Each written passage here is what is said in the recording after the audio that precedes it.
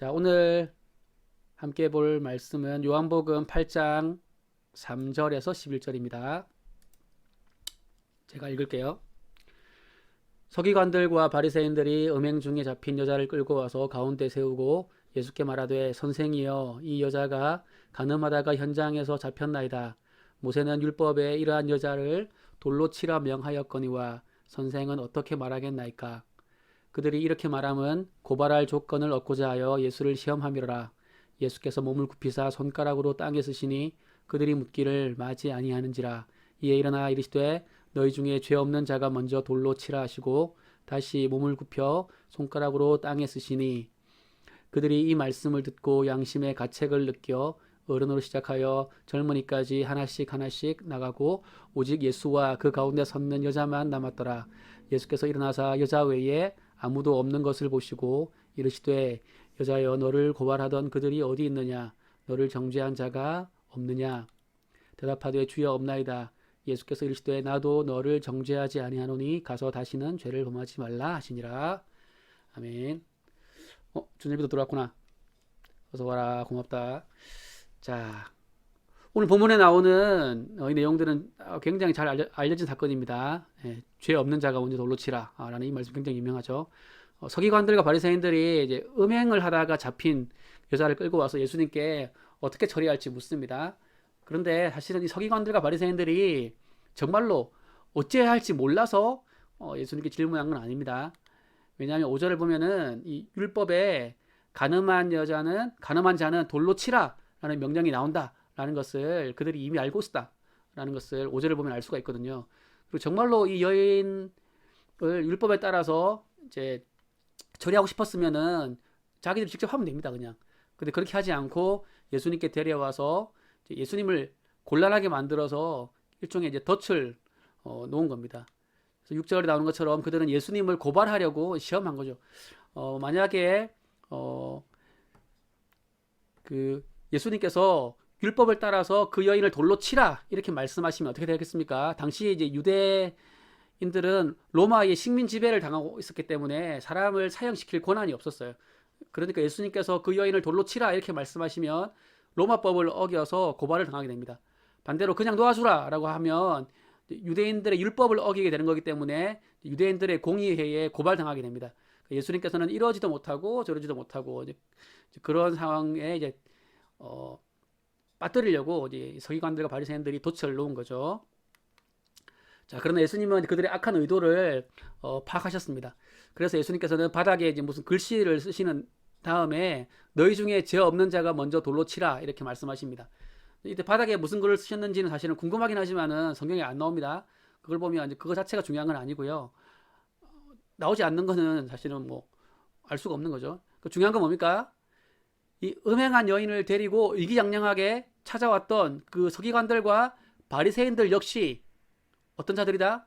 죄인이다라는 사실을 예수님께서 일깨워 주셨다라는 게 이제 중요한 거죠. 자, 예수님의 이 말씀을 들은 사람들은 양심의 가책을 느끼고 모두 자리를 떠납니다. 그렇죠? 그 후에 예수님께서는 이제 그 여인을 정죄하지 않으시고 돌려보내십니다. 자, 여기까지가 오늘 본문 내용인데요. 그렇다면 오늘 본문이 우리에게 알려주는 교훈은 뭐겠습니까? 자, 우선 우리가 오늘 본문을 보고 조심해야 될 게 있는데 뭐냐면 첫 번째는 자신의 잘못을 지적하는 사람들을 향해서 야, 죄 없는 자가 먼저 돌로 치라 이 말을 사용하면서 마치 뭐 털어서 먼지 안 나는 사람 어딨냐, 나만 나쁜 짓 했냐, 이런 식의 태도를 보여서는 절대로 안 된다라는 거예요. 그러니까 예수님은 정말로 죄가 없는 분이기 때문에 죄 없는 자가 먼저 돌로 치라라는 말씀을 하실 수 있지만 우리는 다 죄인이기 때문에 이 말을 우리 상황에서 사용하면 안 되는 겁니다. 이 말을 쓸 자격이 없죠, 우리는. 그리고 이 말씀은 언뜻 보면은 서기관들과 바리새인들은 간음이라고 하는 죄를 아주 심각한 죄로 여기는 반면, 그래서 율법을 중요하게 여기는 반면 예수님께서는 좀 율법을 가볍게 여기는 게 아닌가 이렇게 오해할 수 있는데요. 그렇지 않습니다. 그러니까 음행한 여인을 데리고 온 서기관들과 바리새인들은 겉으로 보기에는 굉장히 율법을 중요하게 여기는 것처럼 보였지만 그들은 그 율법을 아주 불순한 의도로, 어떤 의도죠? 예수님을 곤경에 빠뜨려서 이렇게 고발하려고 하는, 그러니까 자기의 어떤 목적을 위해서 율법을 불순하게 사용한 거죠. 그러니까 하나님이 주신 율법을 그 목적에 맞지 않게 쓰고 있는 겁니다. 그리고 신명기 22장을 보면은 남녀가 간음하면 두 사람 모두 돌로 쳐서 죽이라 이렇게 명령하고 있어요. 그러므로 서기관들과 바리새인들이 율법을 정말로 엄격하게 지키고자 했다면 어떻게 됩니까? 그 음행한 여자뿐만 아니라 남자도 데려와야 되는 거죠. 그러나 그들은 자기들의 필요에 따라서 그 율법을 음행한 여자에게만 적용하려고 한 거죠. 이처럼 서기관들과 바리새인들은 율법을 중요하게 여기고 있는 것처럼 보이지만 사실은 율법을 자기들 마음대로 악용하는 죄를 짓고 있었던 거죠. 자, 그렇다면 예수님은 율법을 가볍게 여겨서 그 여인을 정죄하지 않고 돌려보냈을까요? 그렇지 않습니다. 11절을 보면은 예수님께서 그 여인에게 뭐라 그러죠? 가서 다시는 죄를 범하지 말라 이렇게 말씀하십니다. 그러니까 예수님께서도 율법을 지키는 것을 굉장히 강조하고 계십니다. 자, 그러므로 우리가 오늘 본문을 보면서 예수님께서는 간음한 여인을 용서하셨으니까 간음은 큰 죄가 아니야 라고 결론 내리면 안 되는 거죠. 예수님께서는 사실은 이 간음을 큰 죄라고 여기고 계셨습니다. 자, 그런데도 그 여인을 용서하신 이유가 뭐겠습니까? 예수님이 누구신지 알려주기 위해서 그렇게 하신 거예요. 예수님께서는 이 간음한 여인과 같이 죽어 마땅한 죄인도 능히 용서하실 수 있는 분이다 라는 사실을 보여주기 위해서 이 말씀이 성경에 기록된 겁니다. 자, 예수님은 서기관들과 바리새인들에게 이 간음한 여인을 용서해 주라 이렇게 명령하지 않으십니다. 왜냐하면은 그들에게는 그렇게 할 권리도 없고 능력도 없기 때문이죠. 우리는 우리 자신에게 죄를 지은 사람에 대해서는 용서해 줄 수 있지만 제3자의 죄에 대해서는 용서할 권리도 능력도 없죠. 그러나 예수님께서는 그렇게 하실 수 있는 분이십니다.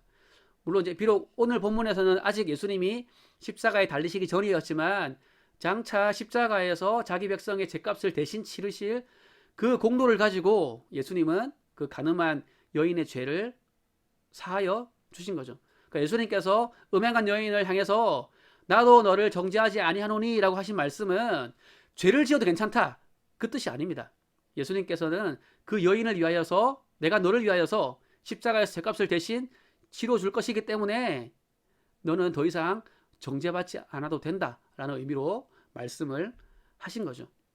자, 그러므로 이 말씀은 단순히 우리를 향해서 다른 사람을 정죄하지 말라라는 어떤 도덕적인 교훈을 주는 말씀이 아닙니다. 물론 우리는 뭐 다른 사람의 죄에 대해서 함부로 정죄하면 안 되죠.